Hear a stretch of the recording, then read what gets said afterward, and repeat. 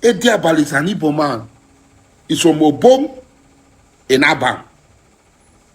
He's from Obom in Abang. From there, his family went to Bosi in Anambra State. Before they came to New Calabar, he's an Igbo man. I am Ediabal. So when somebody say Igbo, no, I am, yes. My people, it's like Asari Dokubo is just waking up. Asari just declared in this video that he is an Igbo man. Wonder shall never end. I remember when Asari said that he is not an Igbo man, how his father sold Igbos as slaves. But now look at what he's saying. I can't deny my roots. Let us tell our children who we are, my country people, no be small, Let me allow you to hear from Asari Dokubo, and do not forget to like and share this video. A lot of us, we cannot bring the connection, the nexus.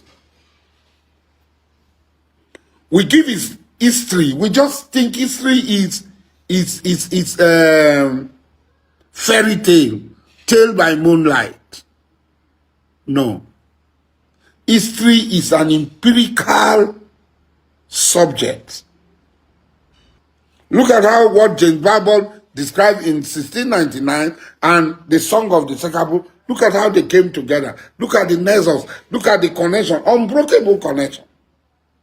Describing the same scenario, describing the same happening that was happening in 1699 when James Bible was at Taurus Ramapri, Elem Calabar. Obotoru Yupakate, Imbre Minabobo, and Serite, Owe Miye, Nabo boy, Miji Seri, Owe Babile Mate.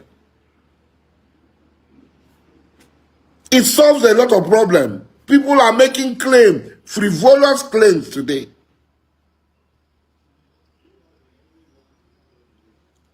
But like I said, I am the correction officer of Calabar history. I'm going to correct people. When people lie, we are going to expose their lies. When people embellish, we are going to remove the whitewashed paint. I'm going to remove the whitewashed paint. I will remove it. And you see the ugliness and the beauty. If it is ugliness or it is beauty.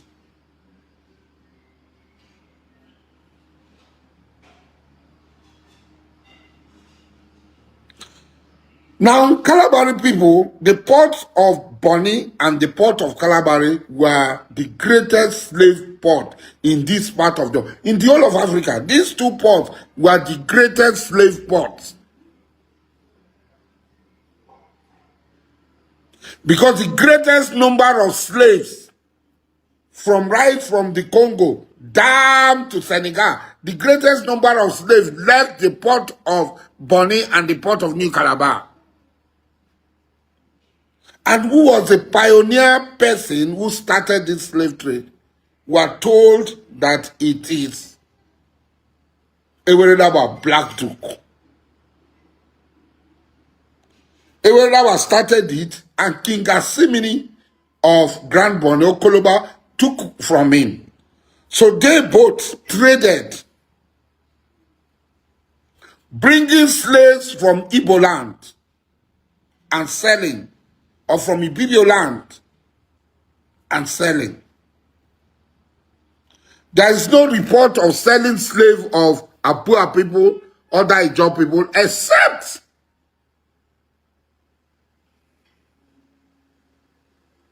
freeborns who commit adultery, who commit murder, who steals, who committed witchcraft. They cannot kill them, so they sell them. They were not selling other Ijob people. And that's why there is no record of any Ogbea family in Calabar that is of slave origin. Any Abua family in Calabar that is of slave origin.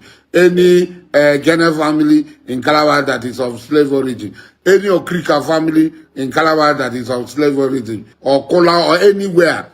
or Bonny or Andoni that is of slave origin. No. Families in Calabar that are of slave origin are either Igbos or Ibibios or other group of people. It is very difficult. It's not there. I have not found. I know all the families in Buguma, in Bakana, in Abonima, in Obwama. At least these Calabar communities, I know all the families. None of them. They migrated. Andoni people immigrated to Calabar. The people, Ekwere, Ewele, the Donny family, which is part of the Ediabale house, they are people who migrated from Andoni into Calabar. They are not slave families. So also there are Abua families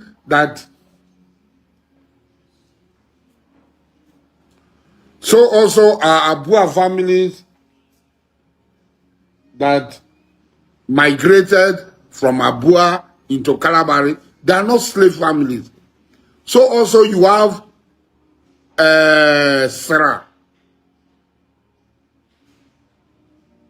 which is the ruling house in Kola. They migrated from Egene. They are not slave family. That is why King Amakri also have attachment with Ogben. They are not slave families. They don't sell themselves. They know themselves. They identify themselves as one people, and they don't sell themselves. The only thing they do most times is this peripele, to cutting off the head of somebody to celebrate peri, which we'll come to later. So the slave trade brought enormous wealth, so much wealth to these two states, these two Ijaw states of Calabari and Bonny, so much wealth. And a lot of slaves were domesticated. And they became great men. We are not ashamed of our history. These slaves they got domesticated and became great men. If you go to all over our land, people are trying to, historical revisionism, people are trying to embellish history, people are trying to distort history. No. Ediabal is an Igbo man. He's from Obom in Abang. He's from Obom in Abang. From there, his family went to Bosi in Anambra State. Before they came to New Calabar, he's an Igbo man. I am Ediabal. So, when somebody says Igbo, no, I am, yes. The name I answered today, the stool on which I sit today, which was created as one of the first working houses to be created. In fact, among the first 5 to be created in Calabar land.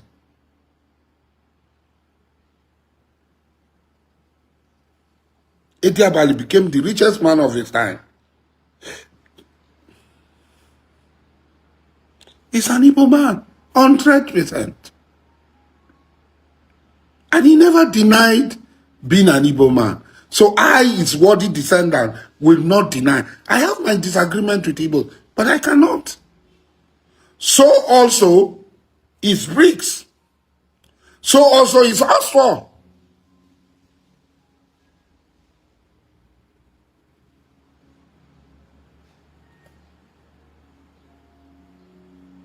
Young Briggs, Asfor. Ediabali. My father, Wananako. These are all Igbo men. Uzoma. Elebike. Elebuke. Odikadibia. David Wells. Elebuke Wells. These are all Igbos. Let nobody come and be denying that, hey, we are not Igbos, we are not this, we are not that. It's a lie. These people are Igbos.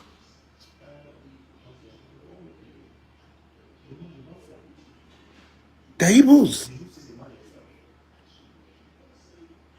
So slave trade brought enormous wealth, and it also brought some sort of destabilization. It destabilized the society because some people brought with them so many things. The population of the Ijob people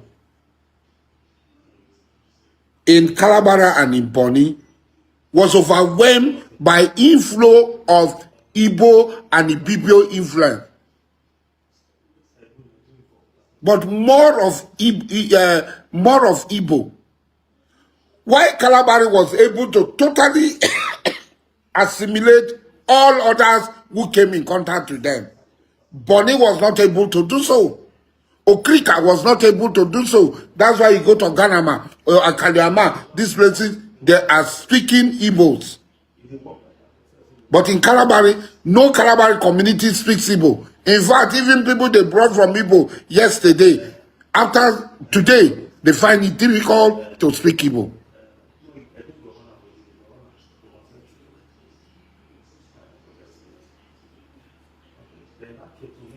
So, like I said, I am historical correction officer. We have to tell our children our history, true, and leave this falsehood. Tell our history. We should not be ashamed of who we are. We should not be ashamed of who we are. It's not because somebody is making claim we are going to deny because a man is making claim. Whether Igbo people make claim or not, that's their bloody business.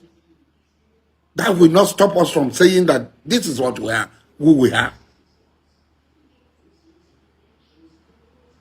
And we stand up to who we are.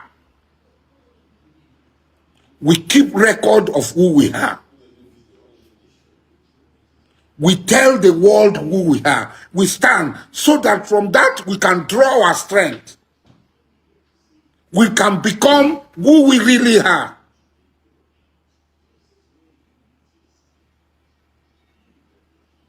Today everybody is fabricating.